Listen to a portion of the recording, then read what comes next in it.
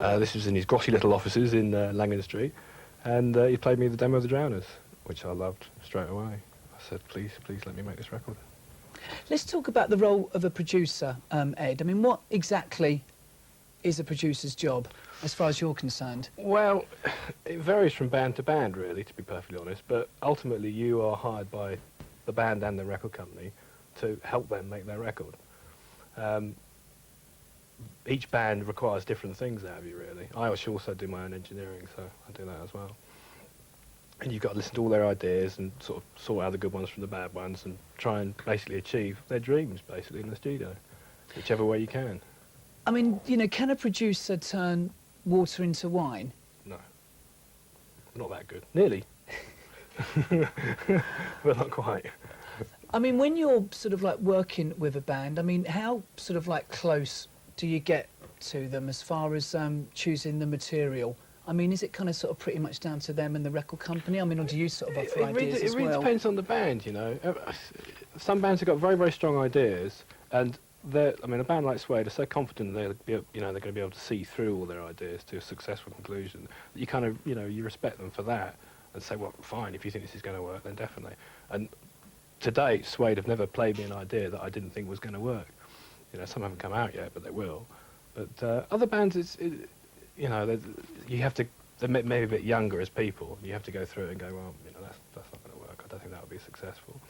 In as much as both tracks and ideas within the tracks, you know. So it's different for every band. I mean, can anybody be a producer? I mean, what are the qualifications that you need? Patience, a lot of patience, and the ability, I suppose, to be able to win over people's trust, really. You know, because you got to be trusted at the end of the day. I mean, it's such an important thing for the people involved. You know, a band, their record is just, it's sacred, and you've got to be able to respect that as well. So really, that's quite important.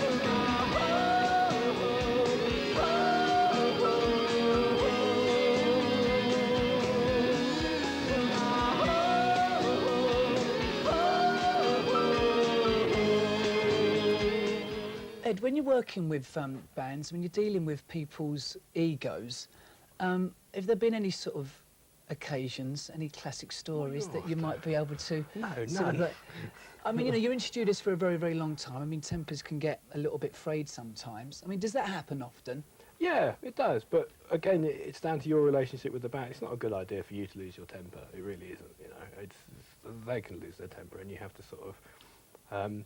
there's certain relationships I have. I mean, I have a very good relationship with Bernard out of Suede, and I'm almost allowed to lose my temper with Bernard. He understands it because he can lose his temper with me. So, but it's kind of rare that you lose your temper. It's just not a good idea.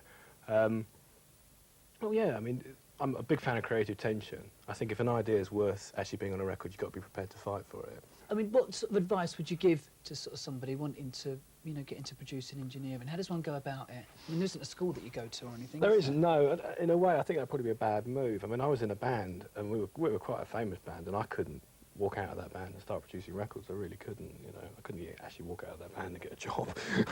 So I got a job making cups of tea, you know, in the studio, and worked up from the bottom again. And it's an old tried method, but it really does work, because it teaches you just to get, as you were saying earlier on about how to, you know, concentrate for 12 hours a day. You just learn. Somehow you just manage to, you know, and things like that you pick up by hanging around the studio all the time.